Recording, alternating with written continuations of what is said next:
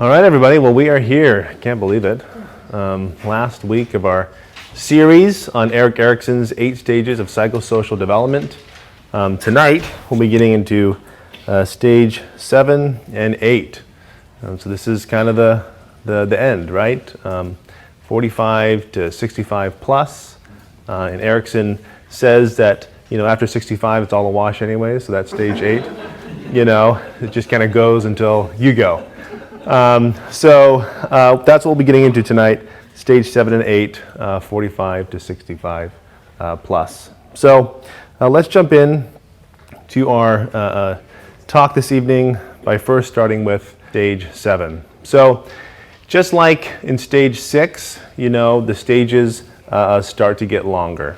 And the stages start to get longer because as Erikson kind of conceptualized it, these years and rather these decades are kind of more thematic than they are kind of topical. So if you remember, in the earlier stages, you had 4 just in 10, 20 years. Now you have 2 in about 40 years plus.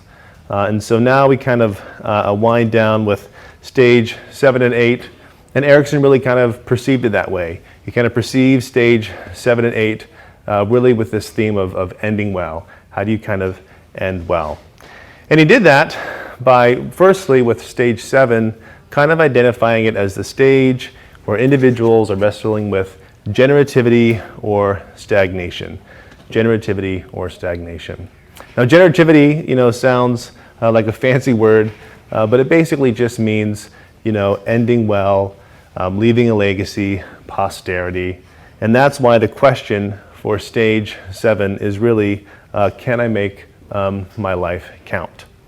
And it starts at 45 to 65, and so obviously most of us at 45 weren't thinking about how to kind of end well. If anything, at 45, many of us are kind of just really getting into our careers. But because this stage kind of goes into your 60s, where for many people, they're starting to kind of do the reverse aging thing or launching kids into adulthood, it's why Erikson kind of perceived this stage as kind of generativity for stagnation. So let's get into kind of some of the things that happen during this stage because they are really interesting. And I would be remiss to communicate to you that all the fun stuff has already happened and now this stuff we can kind of just forget about because that actually isn't the case at all. A lot of really wonderful things happen in stage 7 and 8. So with stages 7 and 8, when you have generativity versus stagnation, you have this question of, can I make my life count?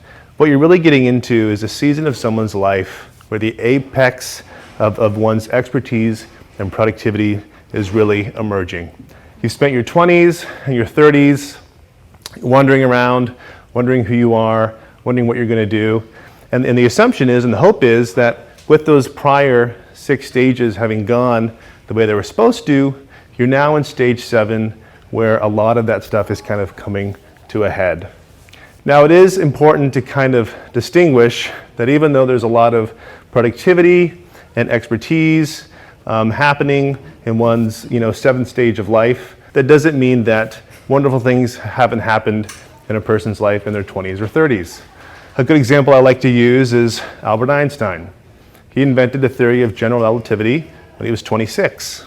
And obviously if you've watched the most recent movie Oppenheimer, you know what a big deal that was.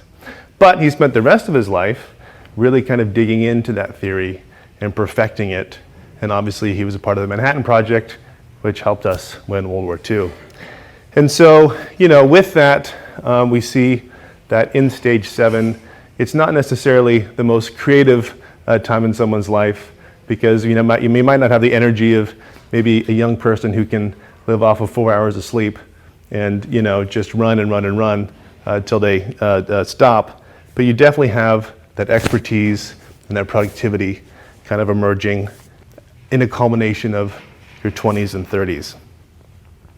But also there's a level of posterity that begins in your 40s, 50s, and 60s. You have individuals who typically, have children who are kind of getting into their teenage years, or in many cases, kind of growing up and launching.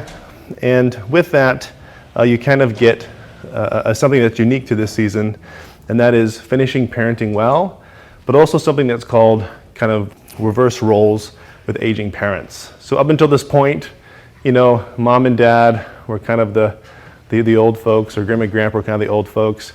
And then one day you look in the mirror and you're like, oh man, I think I'm kind of becoming the old folk. But not to worry, right? Because there's a lot of beauty to this stage of life. And so with that, it's kind of engaging with that reversing of roles in a meaningful way. And something that we don't always consider in this seventh stage of life is the way in which marriage is kind of being redefined.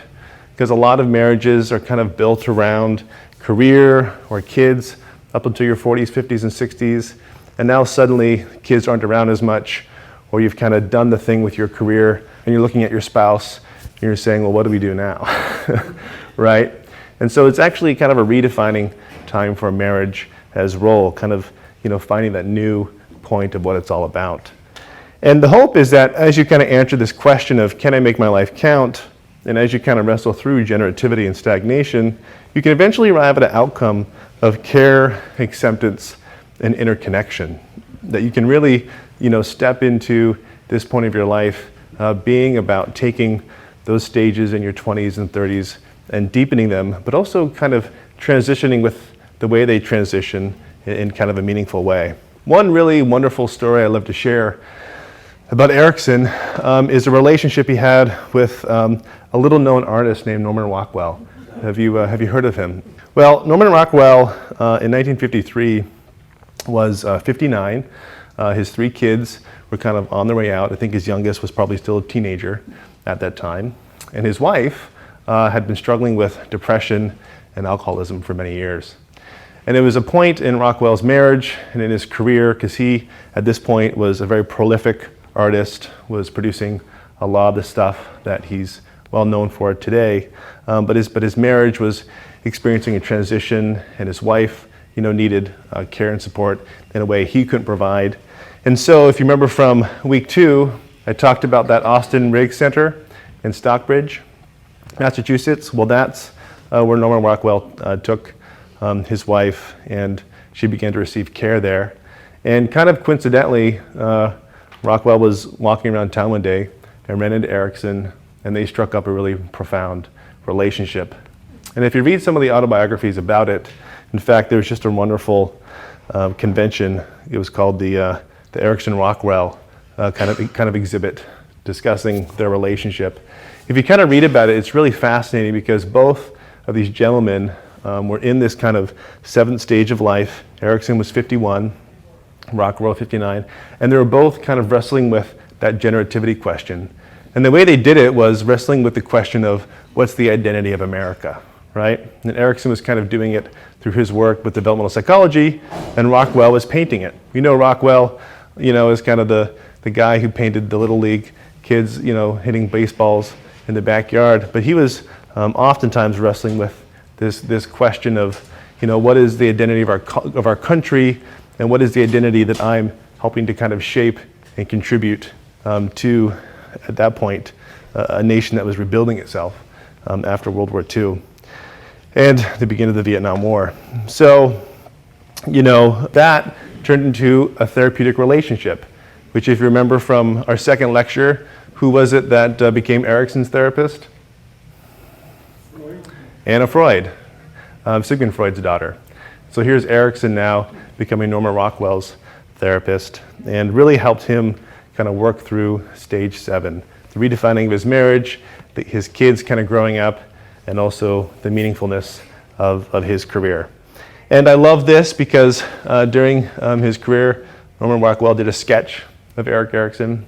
And so there's Norman Rockwell's sketch of Erikson there on the right. And because it's Christmas time, we have to talk about Ebenezer Scrooge, who is a wonderful example of this stage 7 tension, generativity versus stagnation, because the entire plot line of the film is about whether or not Ebenezer Scrooge is going to be empathetic and generous, or if he's going to die kind of a selfish, insulated person. And of course, he's visited by these ghosts who kind of walk him through a journey of reconciliation with his selfishness and with his need to be empathetic.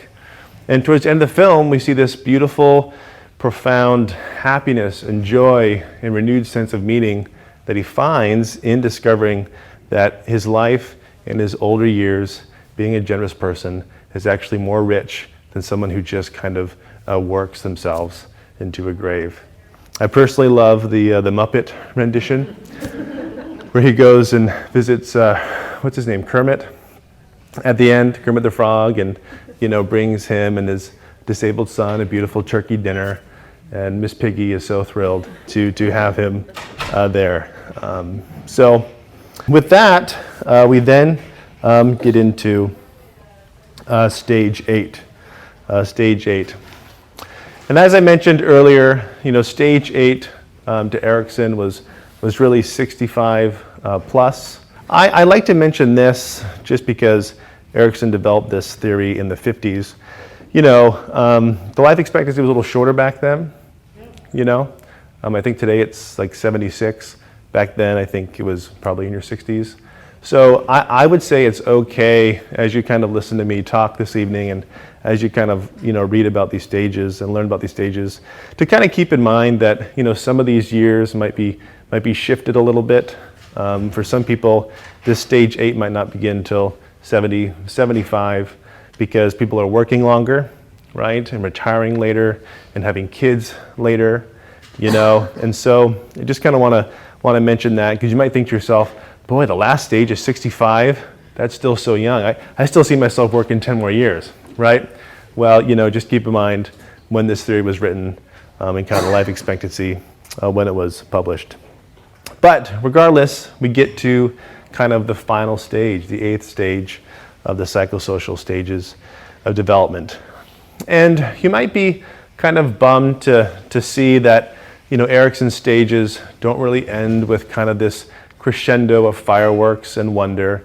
It's not like all of it was leading up to stage 8, and stage 8 is supposed to be this kind of, grand celebration of sorts. Because Erickson really saw each stage of one's life being able to kind of contribute to themselves and society and the world in meaningful ways.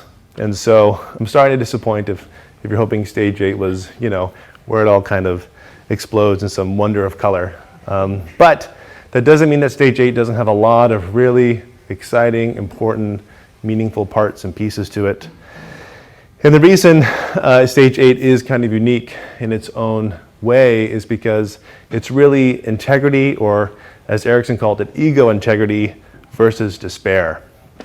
And that might be kind of surprising that he kind of uses, those words, but he did, because as many of us know or are currently experiencing, stage 8 is when our body begins to undergo a lot of changes, and those changes have very real impacts and realities for our life.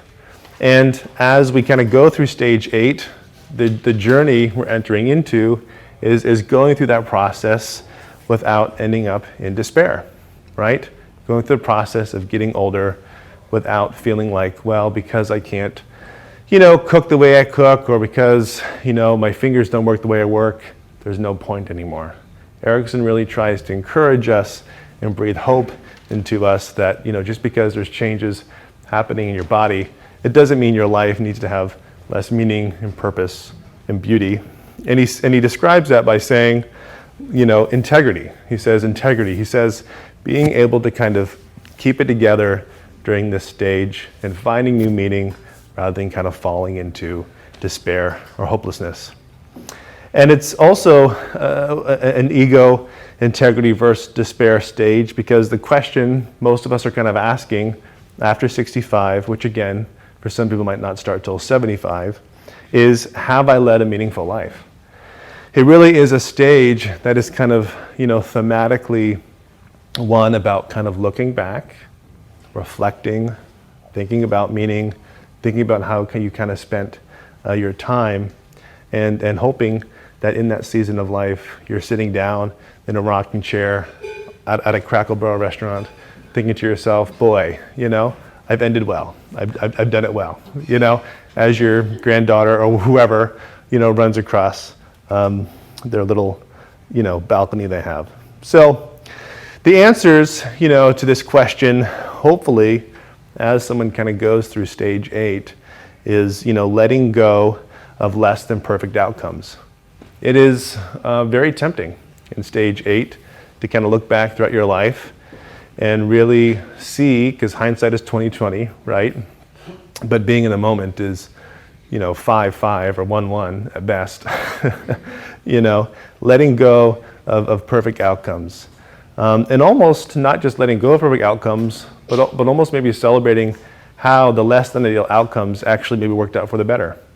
Maybe somebody spent a lot of years kind of not really having a relationship with the Lord, and you wish maybe they would have figured things out sooner, but celebrating when they found the Lord, and celebrating when their marriage finally got figured out, or perhaps things in your own personal life, thinking about that career path you should have maybe taken in your 20s but you didn't start till your 40s. It's a time of looking back and letting go of less than perfect outcomes, which really goes hand in hand with finding a sense of peace that you did your best, and not that things necessarily worked out perfectly. Because that's also very tempting as well, isn't it? To kind of look back and say, gosh, I wish things would have worked out better. But there is a lot of beauty and peace in leaning into the idea that you kind of tried your best. I had a professor in college who said, you don't know what you don't know. And he used to kind of draw this graph, and he said, here's a circle that represents all the things you can know. And then he would ask everyone, draw in that circle how much you think you know of everything there is to know. And of course, there was always the one or two students who'd maybe draw a pretty big circle. But most of us would just draw little tiny dots, because in the grand scheme of all the things there is to know, most of us just know a minuscule amount. And it's in that trying our best and coming peace with the fact that we tried our best with what we knew at the time that we knew it, can really offer a lot of hope and redemption in the later years of life, when, you have the maturity and the clarity now, and you wish you had that time machine to go back and say, you should have done this or should have done that, etc., etc. This next one's a big one to think about as well. And, there's a lot of reasons why I think many of us struggle with this. Sometimes I think it's maybe culture, but it could just be the human experience. And that is, overcoming the unfairness of aging. There's a lot of a sense of injustice that can happen as we get older. It's just not fair, dang it. Why do my legs gotta stop working, or my eyes, stop working, or why is it so hard to get to sleep now at night? There could be a lot of unfairness of aging, and of course, kind of the loss of independence. And it's why in stage 8, and I'll get to this in a later slide, there is a lot of profound wisdom to glean during stage 8, because obviously, as we read in the Bible, a lot of wisdom comes from struggle, and a lot of wisdom comes from suffering, and a lot of wisdom comes from the stripping away of things that we've held dear for our whole life. And, the unfairness of aging, a loss of independence, that's definitely a big one. The reactivation of earlier stages occurs a lot in stage 8, which I'll get to in the next slide. And then, of course, peace with death and the fact that your time is being done. I've had the privilege of walking several elderly people to the end of their life. And yeah, it was always so profound for me, because I did it mostly in my 20s with some of the jobs I was working.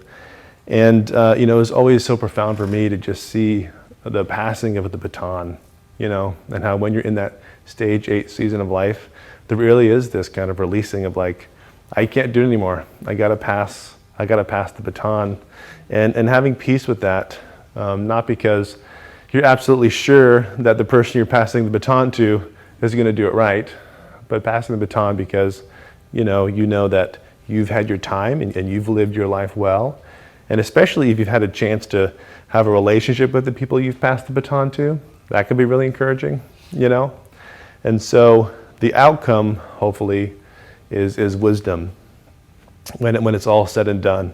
And I love to define wisdom as basically this. Wisdom is not what's good, it's what's right. Wisdom is not what is good, it's what's right.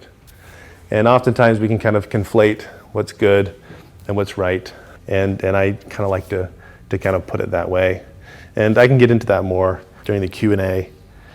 So, as I mentioned in the previous slide, there's a reactivation of the earlier stages. But what does that mean? What does it mean to, in stage 8, kind of reactivate the first 6 stages we've kind of been through?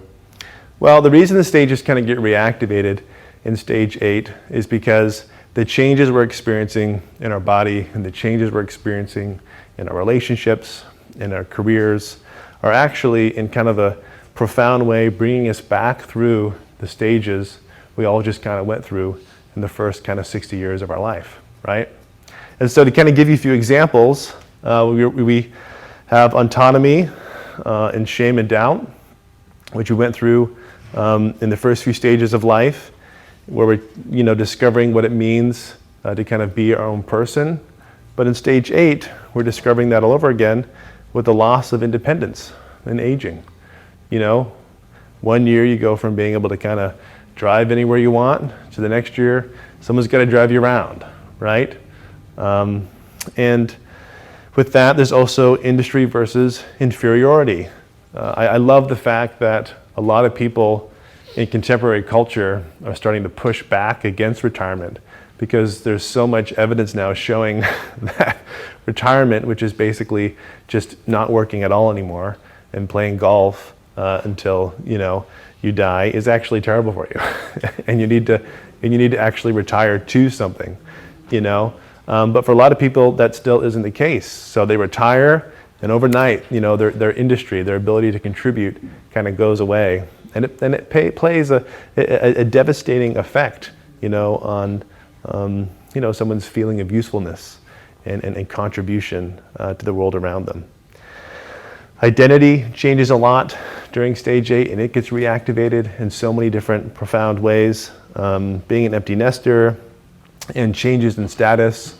There's so many people I know who, it's such a small thing, but so many people, really get an identity confusion when one day they go to Denny's and they get the discount, right? and it's like this moment on the receipt when the discount's there, and they're like, oh my gosh, I guess I'm over 65 now.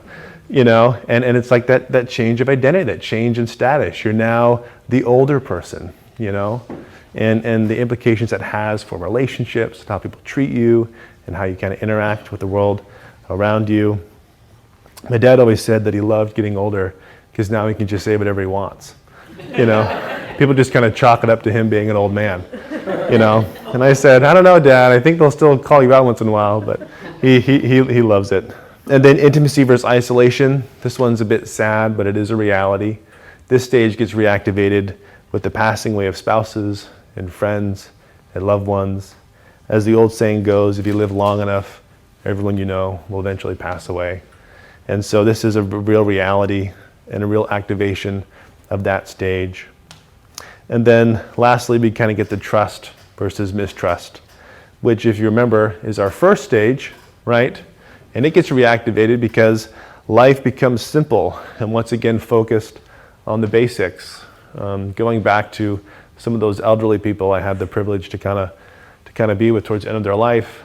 I remember one such individual where, they get up in the morning and the whole day revolved around, having a positive bathroom experience, getting dressed, and then having at least one good meal, the basics.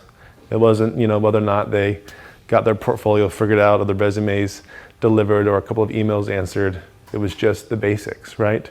Which is how we start. We start life with the basics. Getting your kid to use the restroom, have a good meal, and get their clothes on.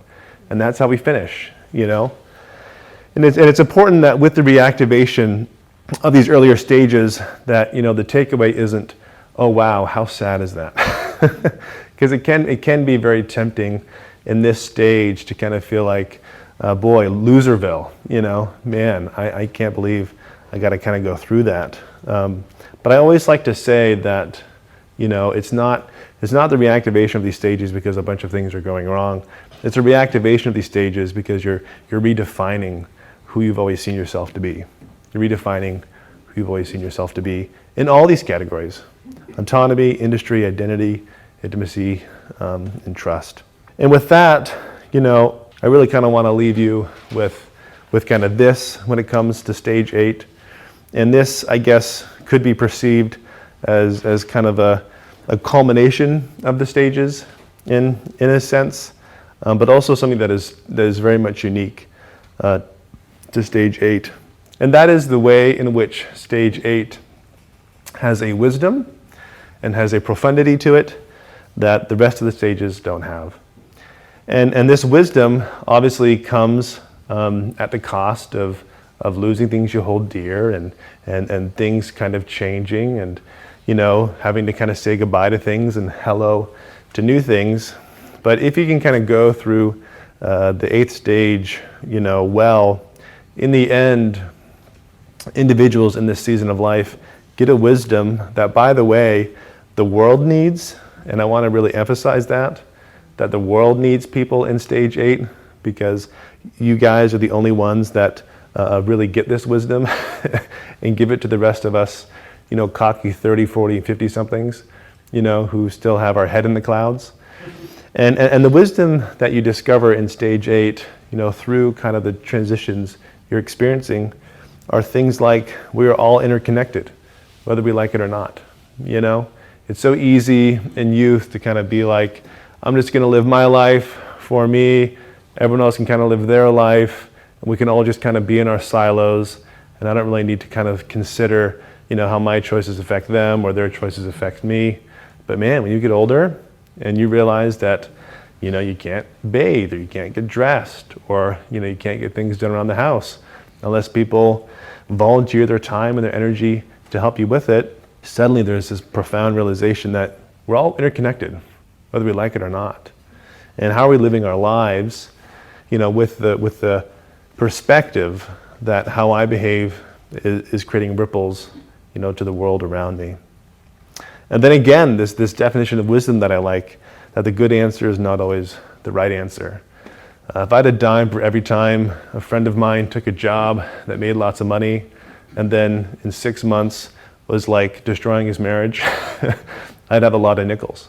Because the good answer of finding a job that makes a lot of money is not always the right answer, right? For a marriage or for kids or for your life-work balance. And that's wisdom you only kind of get in stage 8. Obviously, everything matters, but nothing matters. This is something that people in stage 8 can really understand and help the rest of us really understand. So for instance, going back to a job, you need a job to kind of provide, but it's also just a job. You know what I mean? Or, you need a car to drive around, and it could be a nice car if you want it to be. But at the end of the day, a car just really takes you from point A to point B, right? And then in the end, you take nothing with you but love.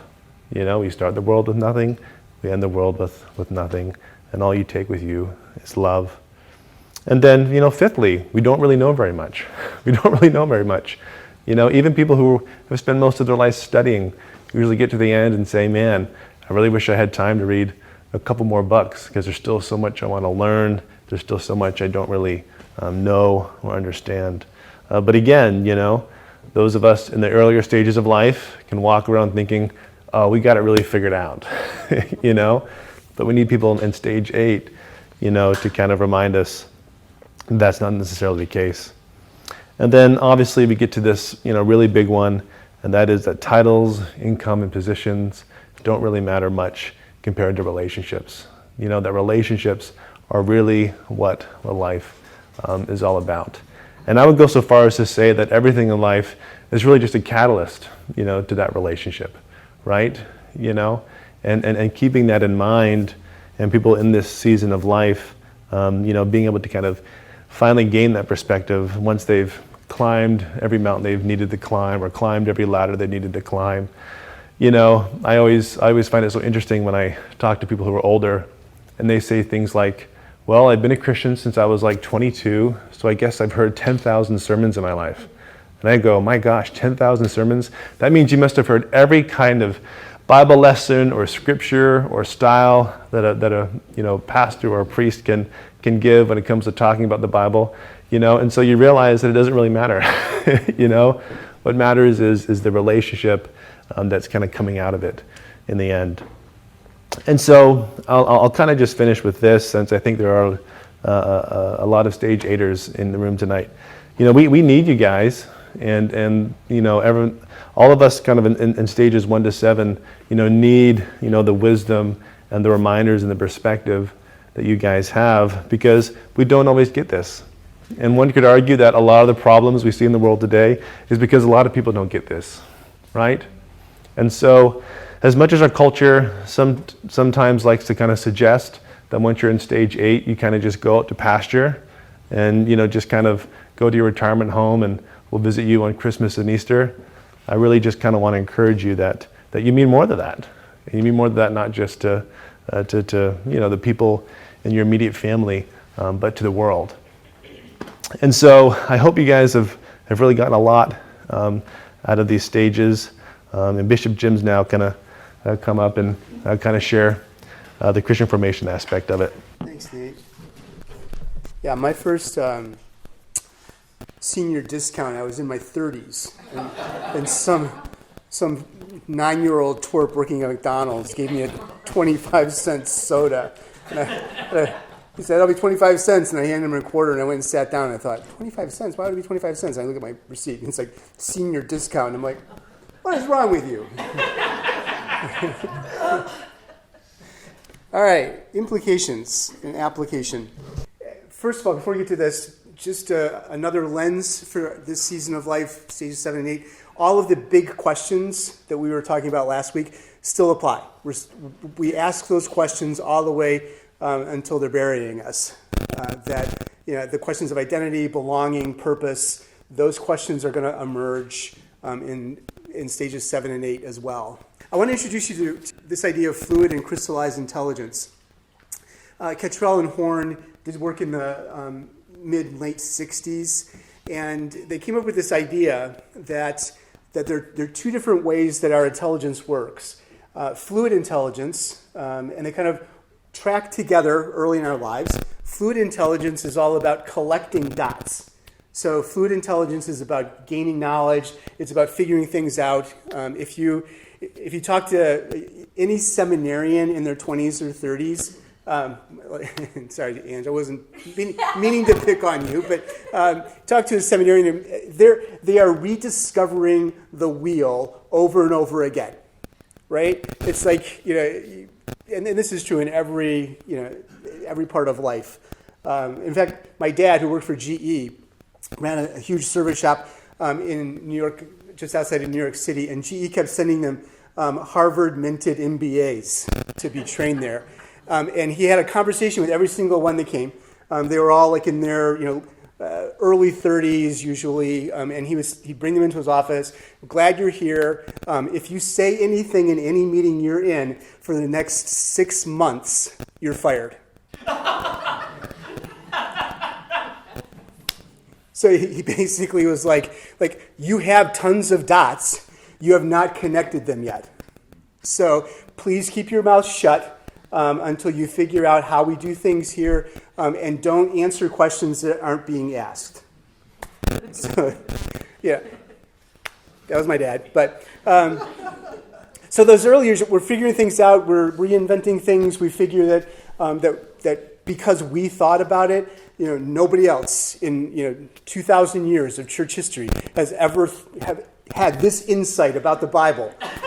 Right? We wouldn't say that we're as smart as Augustine, but probably we are, right? So that early years, through 20, 30, depending on the field, you're collecting these dots, and then for the rest of your life, you're connecting them. So you're realizing that other people have had thoughts too, and you're reading those thoughts, and you're beginning to put them together, you're synthesizing them. And so the early years, fluid intelligence is all about knowledge, and crystallized intelligence is all about wisdom. The fluid is about this gut intuition, and crystallized intelligence is about reasoned understanding. It's about hunches versus principles. So this is why we should never put 29-year-old pastors on the platform, particularly if they've planted a church, went from 4 people in their living room to, 400,000 people in 27 sites, et cetera, et cetera, et cetera. And we take the 29-year-old, and the 29-year-old tells us the history of all of the hunches that went right? And so we're like, oh, wow, that's how you plant churches. Well, the 29-year-old lies because they didn't tell you, they tell you the 7 steps to building this church. They don't tell you about the 44 steps that they discovered, lead to, horrible things. And so, but all of this gut intuition, all this kind of building stuff, et cetera, and it's like, well, this is how you do it. It's like, you need about 20 more years to kind of reflect and figure out what the actual principles are behind that work. And to figure out how much of what happened through your ministry was actually just dumb luck, right? You just happened to show up, in a town that grew by 400%, in the time you were there, and your church grew by 100% a year. It's like, well done, but you didn't even keep up with the demographic growth, even though your church doubled, over and over, right? So all this to say is that as fluid intelligence decreases, we get this gap, usually in stage 7 in our 40s, where we realize we're just not as good at what we used to do, or we're not as interested in what we used to do. Make sense? So Einstein, as Nate said, Einstein put together most of his theories in his 20s, and then spent the rest of his life unpacking what they meant. So he didn't, at 70, all of a sudden say, you know what, I think, this. It's like there's this intuition that happens, and then you spend the rest of your life figuring out the principles and the background, et cetera, et cetera. And that's what happened with Einstein. That's what happens. That's why you rarely, I've never seen, the breakout artist of the year at any music awards is never 54. Right? It's like, wow, breaking onto the scene with this brand new kind of music. It's like that's not what you're doing at 54. All right. So, what does that mean for us? Here's some implications, I think, personally.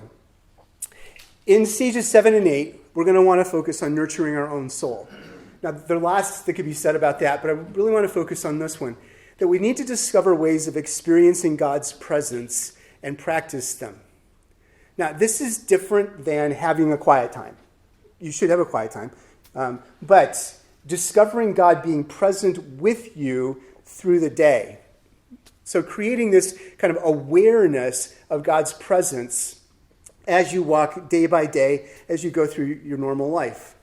Part of this is also then learning to be okay with solitude. The reason for that is there's going to come a point in our lives where that's all that's left.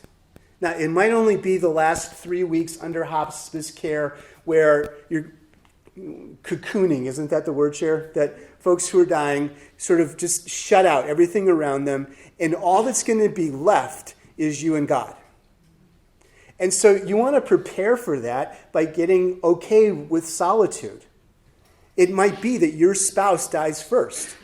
And so now you have lots of time where you used to be the two of you, that now you're the one of you. And so you want to discover solitude not as a punishment, but solitude as an opportunity for being with God. There's the story I told earlier about the French peasant who was asked why just sat there, every morning, in the cathedral. And he said, looked at the crucifix, he says, I look at him and he looks at me and we are happy. You want to nurture that experience in your soul, where you can be with God and he can be with you and you're happy. This is also a good time to seek healing prayer opportunities. That part of what growing into wisdom means is you're beginning to say, wow, man, I didn't do it all right, like Nate said. It's like or as I'm looking back on my life, I realize that there are these holes in my soul that came from these different stages. Seeking out healing prayer opportunities for that, whether it's through therapy or through healing prayer ministry, whatever it is, finding those things. Second implication, embracing new roles. You basically are going to be moving from being the CEO of your life to being a consultant. So, when you were raising your kids, you were the CEO as a parent, right? It's like younger kids, this is what we're doing. It's nap time. I don't want a nap. It's like, that's okay. You don't need to want it.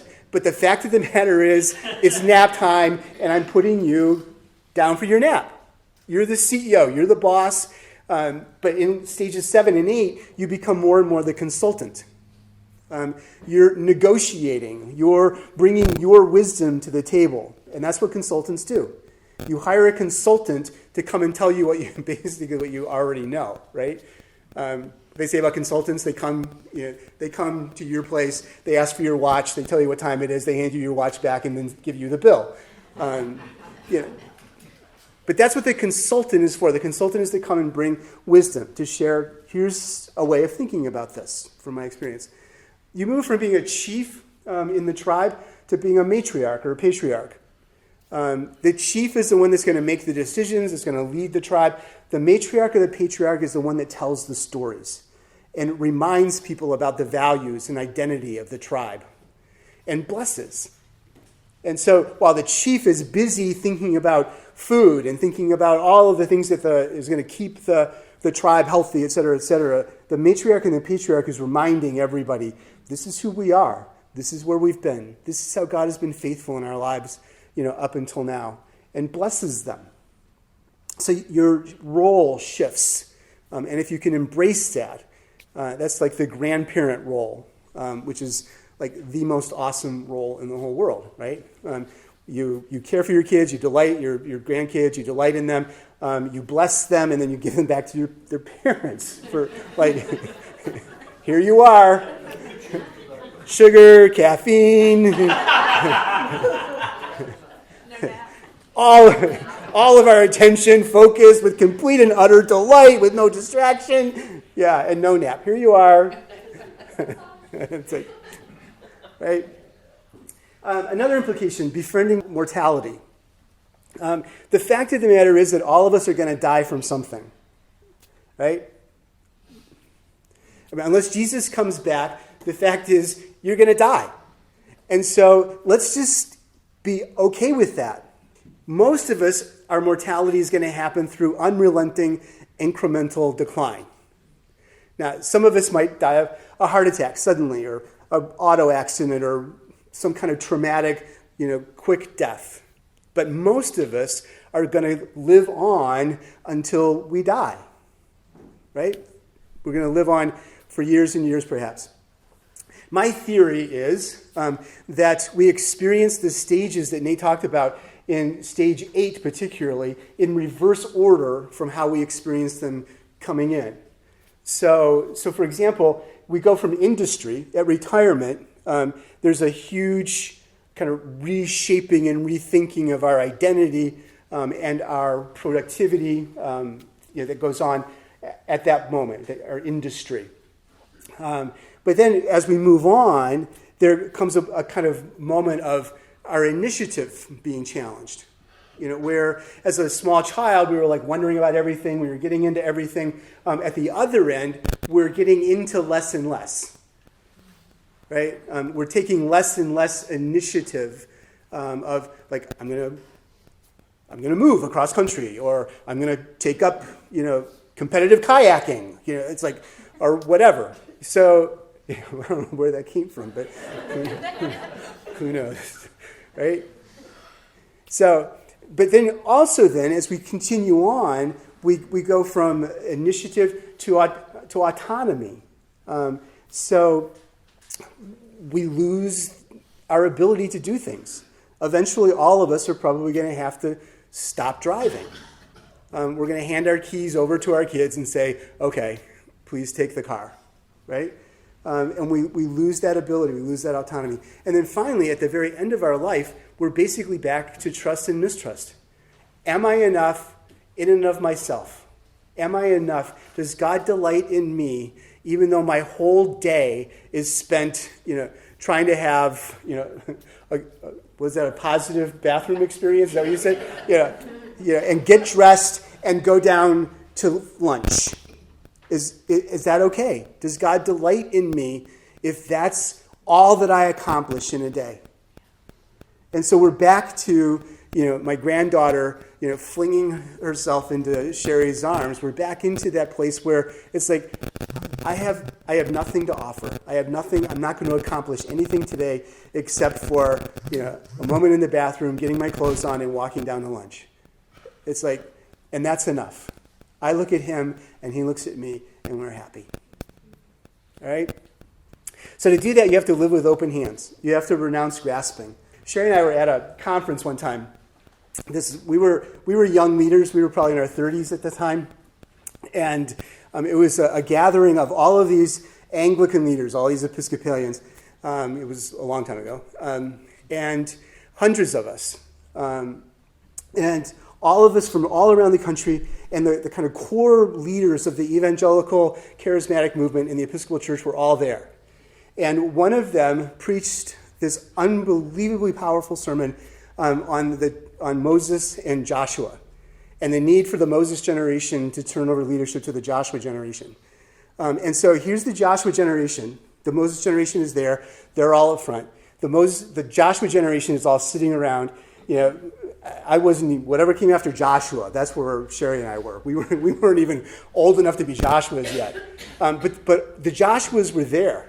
There was a whole generation of leadership there. And the priest who was preaching Moses, Joshua, and then he said, we need to do this, called up all the Moseses to pray. So didn't name any of the Joshuas, didn't bring up any of the Joshuas, and just simply said, come on up, Moses generation, and we'll pray for people. And at the end of the conference, there was no active, intentional way that generation of leaders who were at the time in their 60s and 70s were able to let go of leadership and turn it over to the leaders in their 50s and 40s. If we're going to do these stages well, we're going to have open hands. Part of the challenge, this is my perspective, part of the challenge that we have right now culturally is that my generation and older don't want to let go of power. I mean, the two leading candidates for president will leave office in their 80s.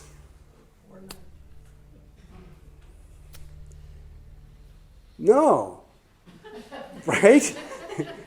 This isn't the stage for grasping. This is the stage for letting go and blessing and giving.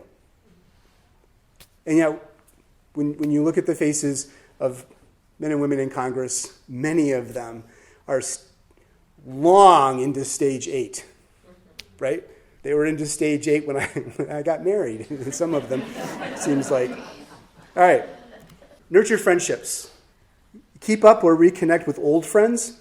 Dolly Parton and Willie Nelson had this interchange I saw once where they said to each other, you can't make old friends. So that's true. You can't make old friends. So if you have old friends that you've lost touch with, reconnect with them. Keep up with the ones that you have. And then make new friends.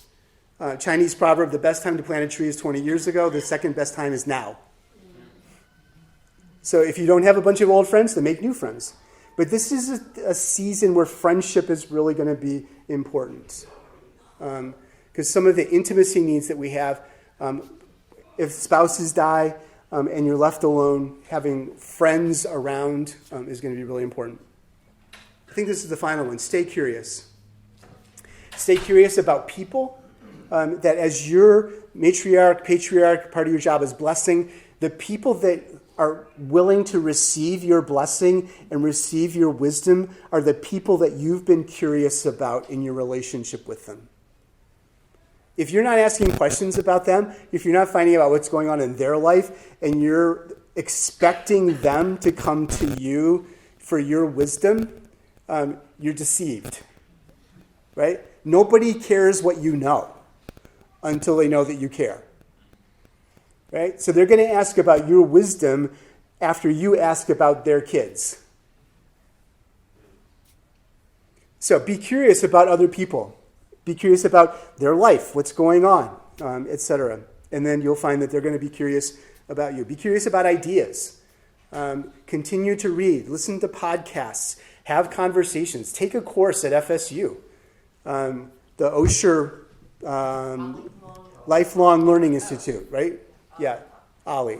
Osher Lifelong Learning Institute. Is that what it's called? Mm-hmm. Yeah, whatever it's called. You can take courses for free.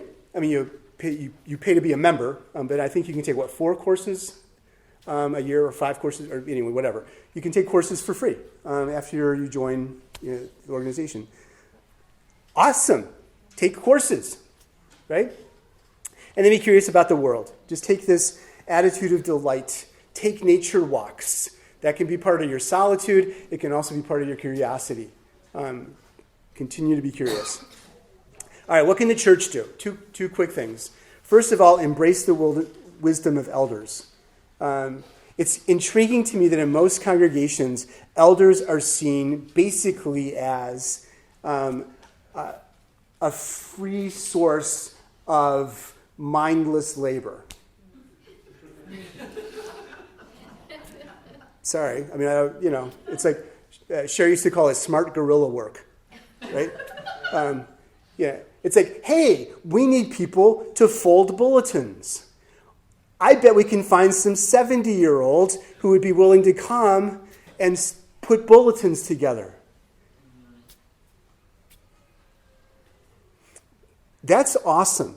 And I'm going to say stuff about that in a second. But why not also gather those same 70-year-olds and ask them to give input about what's happening in the congregation? Why not use their wisdom to talk about youth ministry? Use their wisdom to talk about how to connect with the community, right? Yeah, so we want to embrace the wisdom of elders, and then we want to choose community over efficiency. The P's there come from the picture from my growing up, coming back to do Christmas in South Georgia, of the shelling of peas was women's work when I was growing up.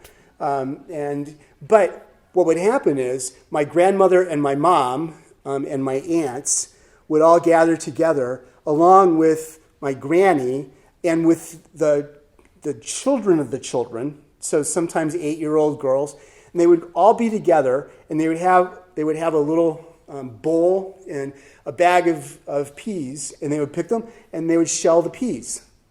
Now, obviously, the 30 through 60-year-olds probably shelled 90% of the peas. And my granny, with her arthritic fingers, might only shell one little tiny bowl to everybody else's bushel. But she was in the community of the women. She was in the circle. What happens with churches sometimes is that we so highly value efficiency that we say to folks that can't keep up, well, sorry. Have you thought about doing this ministry over here where you're not slowing us down? I would argue that's not a godly approach to doing ministry to stage 8ers. Right?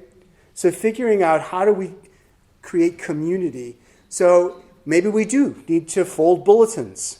And so maybe we can hire 2 20-year-olds. They can get it done in an hour. And it'll cost the church $25. Or we can find 14 75 to 85-year-olds who'll take 4 hours to accomplish the same amount of work and have a remarkable conversation together, which, if the church is listening, is probably going to learn a whole lot about what's actually going on. Right? It's like, so thinking creatively about these stages. All right. Discipleship activity. Here's what we're going to have you do. Here are the stages. So first question for you to answer for yourselves, I'm going to give you 3 things to do, is what stage are you in?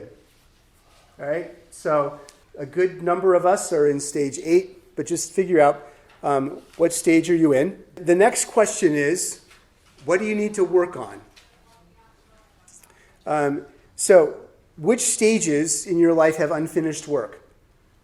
So I know that the first week, the whole thing of trust really resonated with a lot of people, which rightly so. Most of us grew up in a generation where children were to be seen but not heard. They were kind of tucked away to the side, not an important part of what the family is doing, et cetera.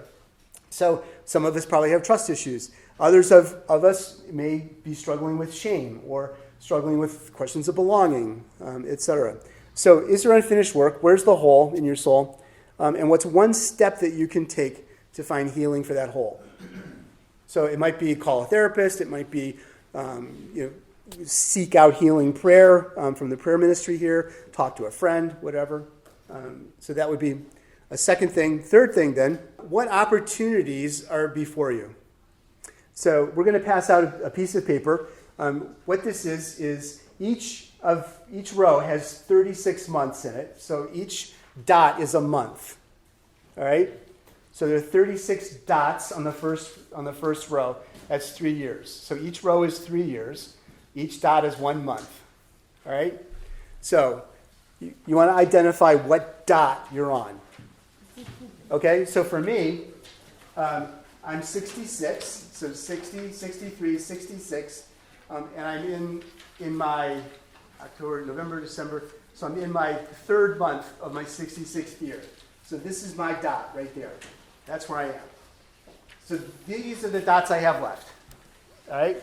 So you're going to figure out the dots you have left. Ask yourself, at what dot did you come to know the Lord? So how long have you been walking with Jesus? But also then, given that no one knows where our last dot is, let's assume that we all have dots all the way up to 90. How can you best use those next dots? All right? All right, well, we're going to shut things down here. So for folks who are seeing this on tape, glad you were here. And this is kind of the end of the teaching part. I encourage you to kind of do the exercise on your own. So thank you.